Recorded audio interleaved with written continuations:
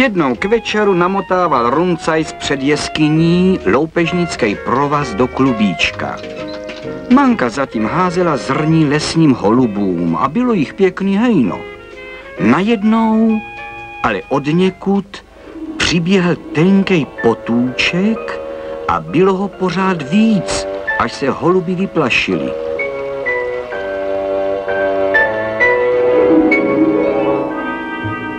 Ježusmarja, aby se tak nahoře u Volšovečka strhl rybník, staral se Rumcajs. To by bylo na samej večer pěkný nadělení. Já se tam radši podívám.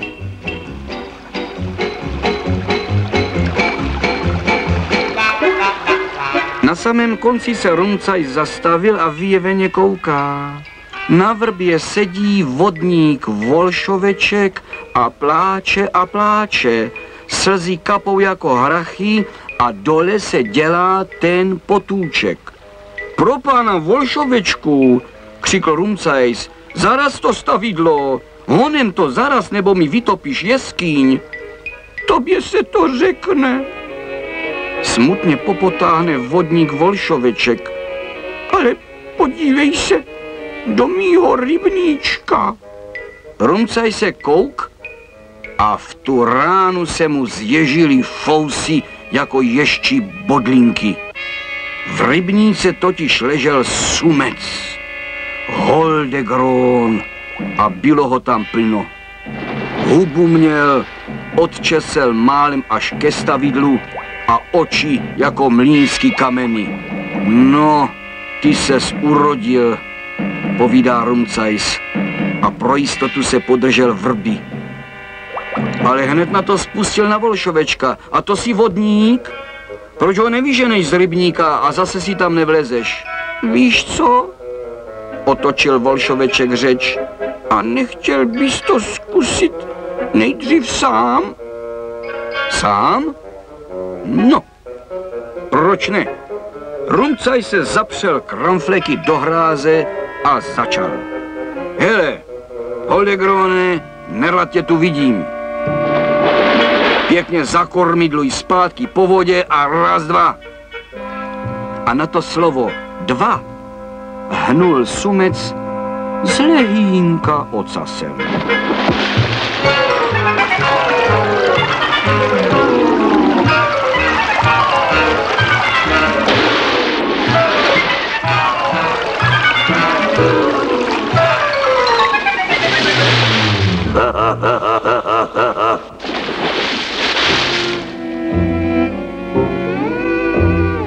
Tak jsme tam, kde jsme byli.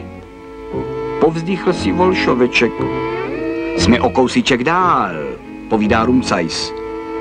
A v tu ránu popadl to klubko loupežnického provazu. Manko, vezmi tenhle konec a začni pořádnou síť.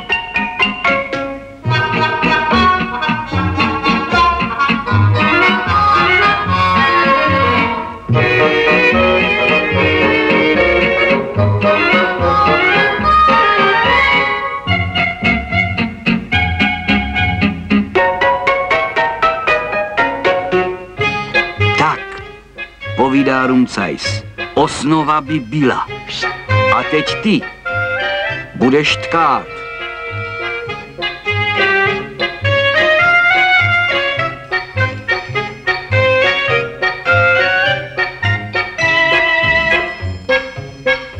Na tohle všecko se sumec Holdegron díval hned jedním, hned zase druhým okem a pak se zašklebil.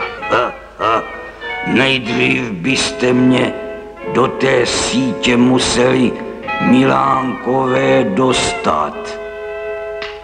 Jen to ale dořek, Manka zatleskala.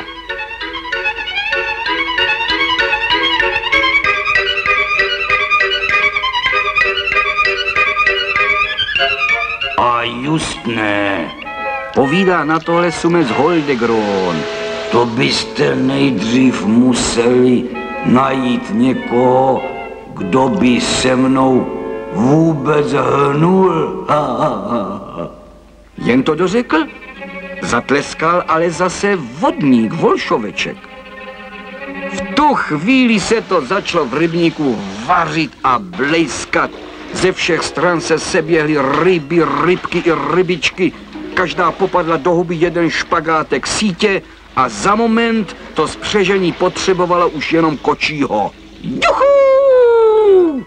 Vykřikl mocně Rumcajs a skočil rovnou z hráze Holdegronovi na hřbet. Hije! Pobídl rybí spřežení. A ryby zabrali a jelo se. Jeli pěkně po proudu potůčkem, pak potokem, pak říčkou a řekou a lidé na ně mávali a volali, ať je Rumcajs, sláva, sláva. Když dojeli do široký a hluboký řeky, povídá Rumcajs Sumci.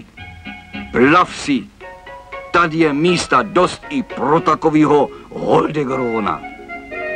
Seskočil Sumci ze zad, lehoulinkým loupežnickým krokem skákal z vlnky na vlnku až zpátky k Řáholci, kde už na něj mávali Manka a Volšoveče.